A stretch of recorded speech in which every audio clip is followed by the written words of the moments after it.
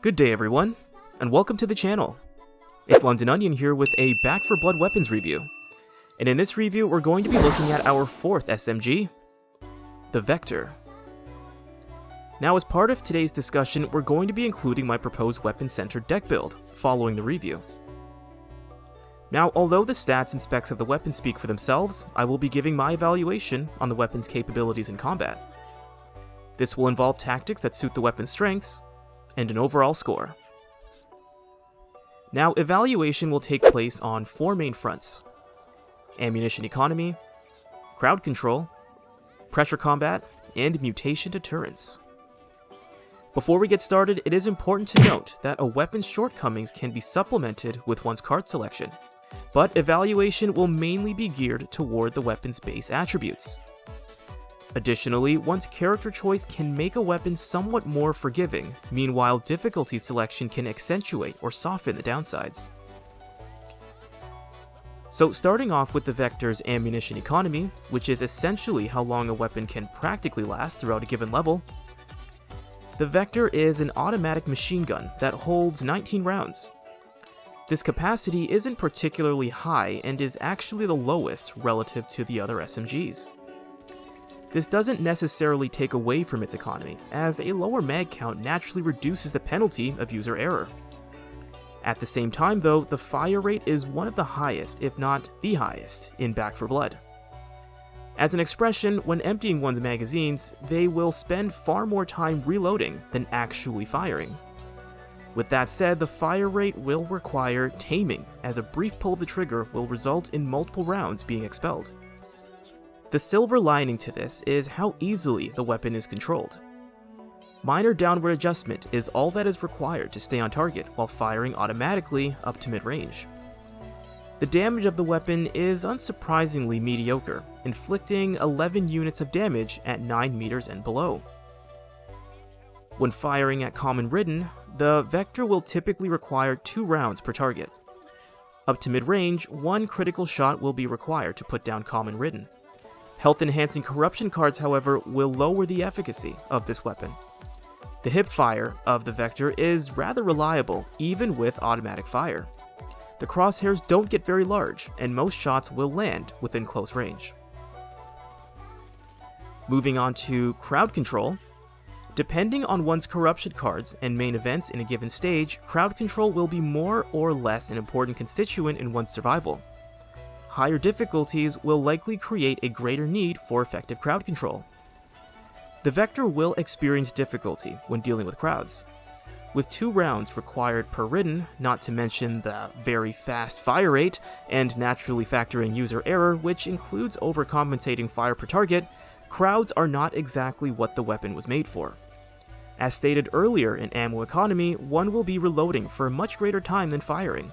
And in fast-paced crowd control circumstances, this is highly disadvantageous. Luckily, the reload speed is actually not long at all, but it does not compensate for an impending crowd unless one is on a backpedal or stationary at best, despite the high mobility. Advancing through a crowd will be difficult with the Vector. The only saving grace is the reliability of its hipfire capabilities, which will take some stress off of selecting targets. The penetration is low, inflicting only 2.8 units of damage to subsequent targets, and with a maximum effective range of 9 meters, the penetration is virtually negligible. Having a strong secondary may be necessary. Moving on to pressure combat, as I coined the term, this refers to how efficiently a weapon can eliminate targets in multiple areas, or how well a weapon can complement one's ability to engage and eliminate multiple scattered targets at varying ranges. So the Vector doesn't have the greatest ability with diverse range capability. However, the controllability of the weapon is surprisingly high, and common ridden can still be taken down with 2 rounds at mid-range. Aiming for such targets, however, will add stress to using the Vector effectively. Going for critical shots on ridden is a waste of time. One is likely to expel more rounds than necessary for a single kill. Unless targets, of course, are at point-blank range. But with a 2-shot to kill ratio, the Vector has some ability to perform pressure combat. But taking into consideration the fire rate, it is not very conducive to rationing ammo per target, especially when pressure becomes moderate and takes focus away from a tame firing pattern. The reload speed is at least rather quick, though it will be frequent. Depending on the volume, this may or may not be a detriment. As for Mutation Deterrence, the Vector will experience significant difficulty in taking them down. This almost goes without saying, but the Vector is your textbook kiting weapon. Now, kiting, in and of itself, is not a bad attribute, but it is the least advantageous designation. With only 19 rounds and tickling damage outside of the danger zone, dealing with mutations will require a good amount of space to retreat with. The Vector is your stick-and-move weapon when it comes to mutations. Unfortunately, the stick, so to speak, is not particularly strong, but arguably one of the fastest, if not the fastest, in Back 4 Blood. The reload speed can also help, but it is a double-edged sword. Having to reload in the face of a mutation usually means one must retreat or backpedal at the very least, and it's the effective range and damage that forces this tactic. Needless to say, the Vector has virtually no stumbling capability, and any health-enhancing corruption cards only make its job way more difficult. Moving on to the scoring, the Vector's ammo economy is in the median range. The range of the weapon can go up to mid-range and with decent controllability. The ammo capacity is not a burden on ammo reserves, but the fire rate is easily overcompensating, and the damage is no spectacle, especially with health-enhancing corruption cards. So I give it a 3 out of 5. Crowd control is an area of difficulty. It has some ability to tackle crowds, particularly when they are close-knit or bottlenecked. Otherwise, the weapon's attributes make handling a crowd rather difficult since the weapon fires rather quickly and will require frequent reloading. Penetration is also low, and even with high mobility, one will have to make frequent stops for reloading purposes. So I give it a 2 out of 5. The Vector can be used for close to mid-range combat given its controllability, though damage will not be on the weapon's side. At close range, the Vector can hold its own, especially if one puts a buffer on their firing pattern. Each common ridden will only require 2 rounds, and with fast reload, moderate pressure should come with commensurate ease. So I give it a 3 out of 5 for pressure combat. And as for mutations, the Vector can only tickle them to death. Unfortunately, it has low ability to stumble mutations easily and will require significant space to retreat. The low damage, mag capacity, and frequent reloading is a mutation's perfect prey. Health-enhancing corruption cards make this a major problem, so I give it a 1 out of 5. Overall, this puts the Vector at a 9 out of 20. Now that concludes the review, but we will now transition into our deck build for this weapon.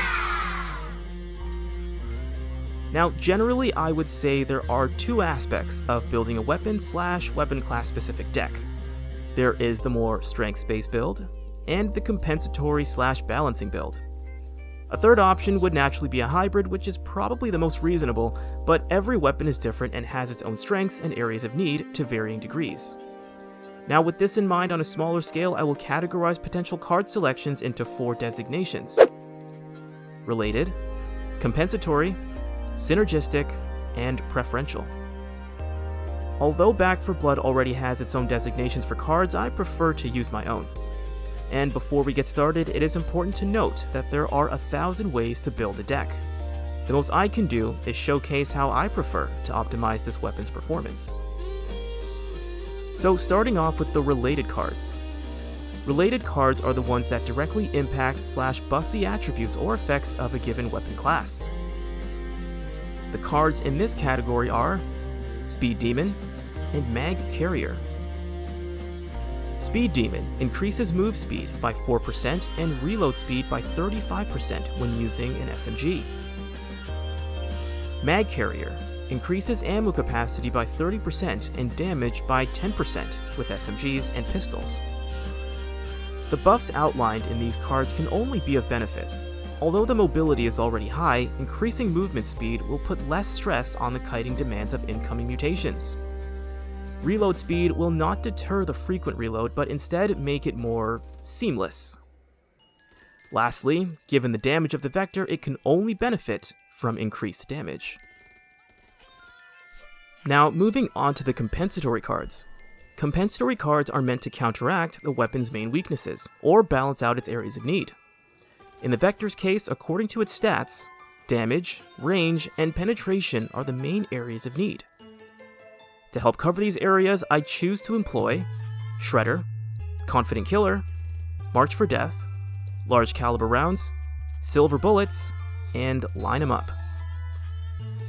Shredder increases damage by 1% for every connected bullet and stacks up to 15% provided that rounds connect within 3 seconds of each other. Confident Killer increases damage by 1% for every mutation killed and also stacks up to 15%, and this lasts for the duration of a given level. March for Death increases damage to pinged enemies by 10% for one's team. Silver Bullets enhances the effective range by 15% and boosts damage by 10%. Meanwhile, Large Caliber Rounds increases damage by 7.5% and bullet penetration by 200%. Lastly, Line 'em Up increases effective range by 10%, recoil control by 15%, bullet penetration by 25%, and aim speed by 25%. When compounded together with the related cards, damage can theoretically increase by 67.5%, bullet penetration will also increase by 225%, and effective bullet range will increase by 25%. Moving on to the Synergistic Cards, these are cards that have impacts to increase areas of strength or work to optimize the effects of other cards or one's choice of character. The cards I chose for this category are Reload Drills, Hellfire, and Marathon Runner. Reload Drills increases reload speed by 20%. Hellfire increases movement speed by 45% while firing and 5% while not firing, and Marathon Runner eliminates strafe and backpedal movement penalties. Now, the whole idea behind these cards is to increase the mobility and flexibility so as to decrease the amount of stress that will naturally be put on kiting tactics. Increasing move speed and eliminating backpedal movement penalties will make firing while on the retreat much easier in the face of mutations and reduce the amount of time one will otherwise take for kiting purposes. Our last area of card selection is the Preferential Cards. These are cards that are completely unrelated to the weapon and its strengths/weaknesses, but are still a useful perk, and this is where the most nuance can take place. Given that we have 4 slots left, I choose to give it to Grenade Pouch, Combat Knife, Battle Lust, and Face Your Fears. Grenade Pouch grants an extra offensive throwable.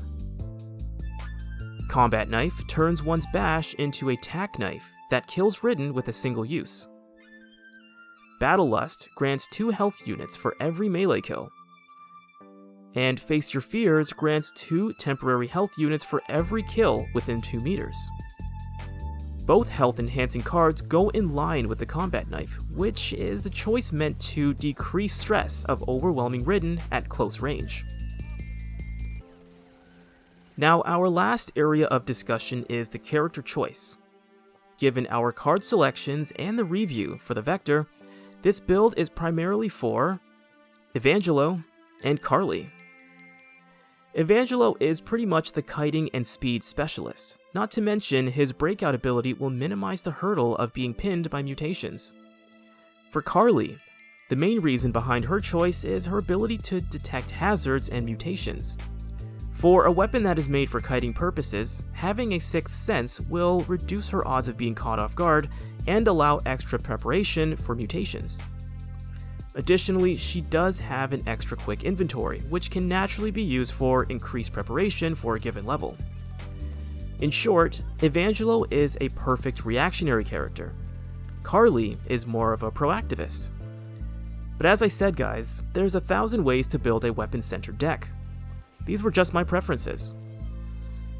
Otherwise though, that concludes the build. Thank you guys for joining me on this one, and in our next video, we will be reviewing the Scar Assault Rifle, and we'll also discuss my preferred deck build for said weapon. It's been Londononion, and I will see you guys next time.